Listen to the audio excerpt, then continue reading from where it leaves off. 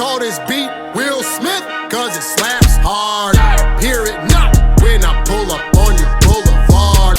Will women break their dating rules? So I want to start off by reading a couple of comments that some women left in my chat this week. So here's the thing, is that I have women viewers that occasionally watch my show, and sometimes they'll see the things that I'm talking about and they'll disagree with it and want to leave comments in the chat about how they're not like that, or how, well, if I was this way, then I would react this way and blah, blah, blah, or I wouldn't do this thing for a guy or whatever. And so I want to talk about that. So there were a couple of comments that were left in my comment boxes this week under some videos. So there was a woman that left a comment under my "Will she move on if you don't kiss her on the first date" video. And I was talking about how you don't necessarily need to kiss a woman on the first date in order for her to be interested in you, or for her to actually like go forth with subsequent dates, right? And so there's a woman that left a comment that said, this is also very person dependent. I am slower and would need to meet someone many, many times to get physical. If a guy tried to kiss me on the first date, it would make me actually uncomfortable. Like, dude, I just met you. But for some, it is okay. And then a guy responded, if you don't want to be kissed by the dude on the first date, it just means you don't like him enough. Therefore, time to move on. Now, I don't always believe that, but it points to, she's saying, I'm the kind of woman who, if a guy ever tried to kiss me on a first date, then I'd be out of here. How dare a guy try that? I would never be the kind of girl that would let a guy kiss me on a first date. So that was the first one.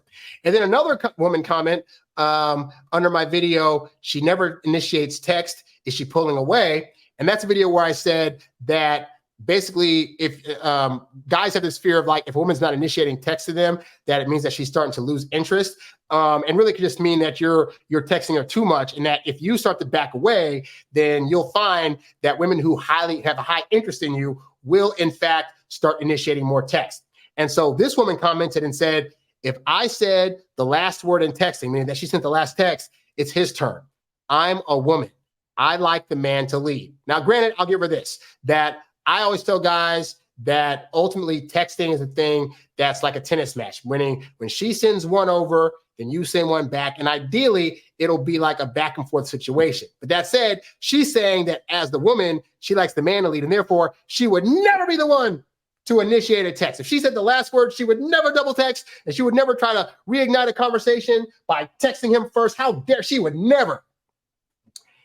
And so here's what I say, guys. It's not that I think women are well-meaning, and I think that when they're saying these things, they feel as though what they're saying is true. They feel that they would never text the guy first. They feel like they would have rejected a guy who tried to kiss them on the first date. They feel like that would be their actual response.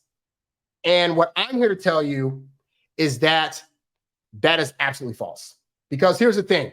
It's one thing for a woman, it's one thing for you to ask a woman how she would respond to a hypothetical guy doing hypothetical things that she's not currently experiencing in the moment. So if you ask a woman in the moment, hey, if you go out with a guy on a first date, would you allow him to kiss you first? Would you allow him to kiss you on that first date?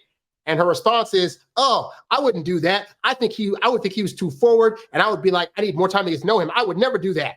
Well, she's responding because she feels as though that's how she would react based on a guy that you're talking about that she's never met, and that she's not had time to actually talk to, and that she hasn't spent a night building chemistry with and being able to smell him and feel him in a real setting, to where when those things are happening, the reaction would actually be a little bit different, okay? And that's what I want to point out to you guys, is that women will break their dating rules if they have high interest in you.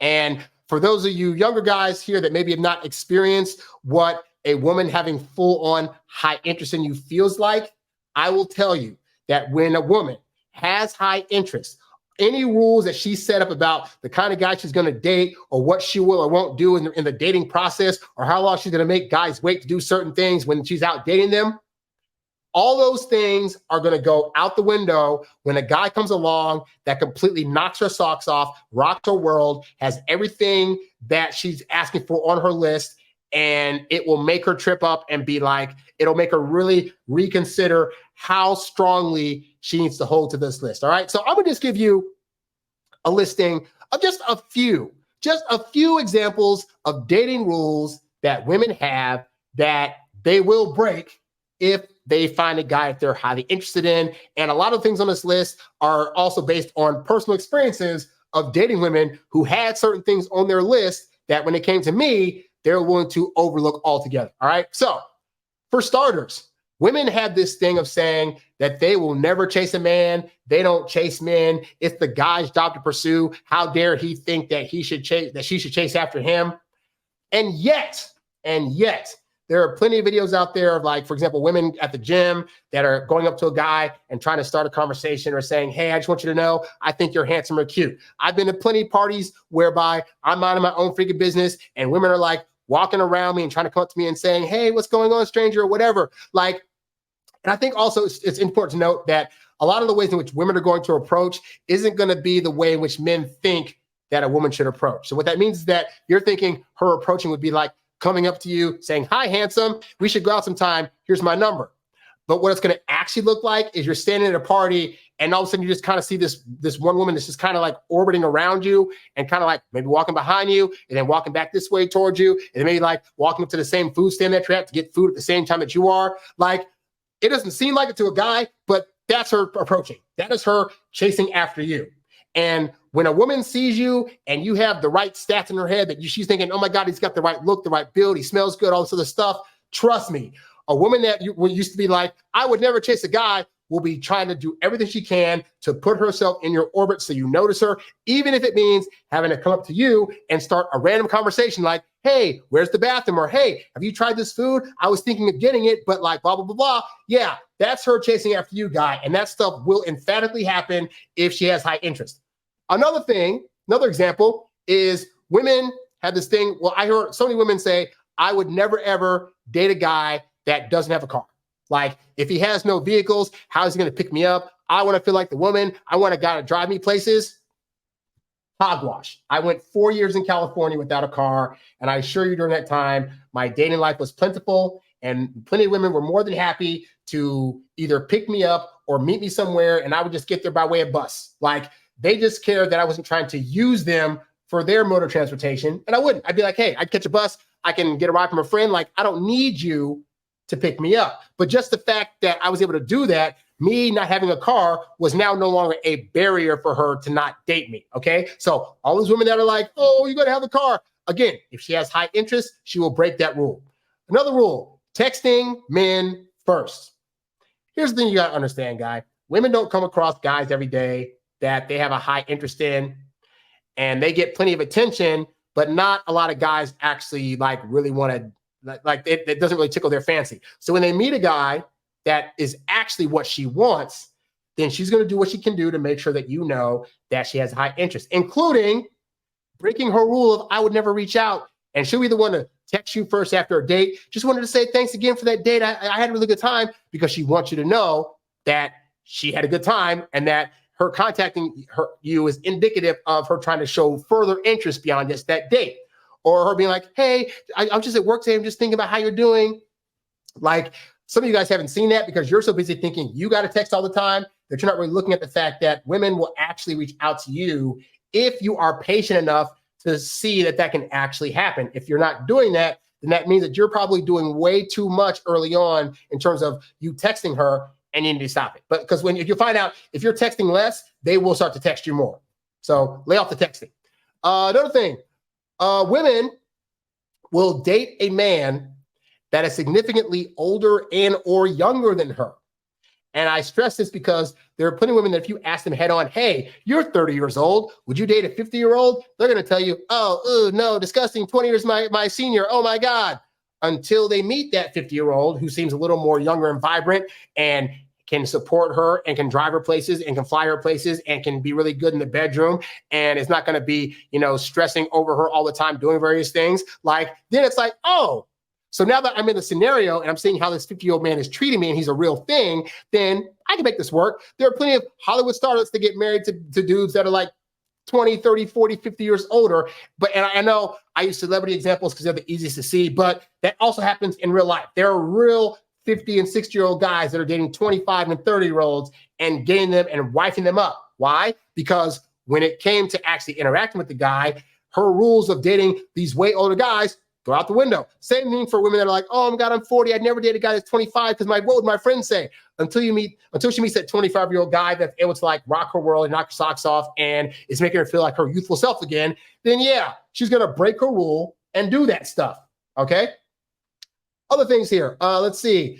Getting physical faster. There are plenty of women out there that are like, I have a 90-day rule and I would never, ever, ever get with a guy unless we get to the 90-day mark of dating. And then, and only then, will I hook up with him.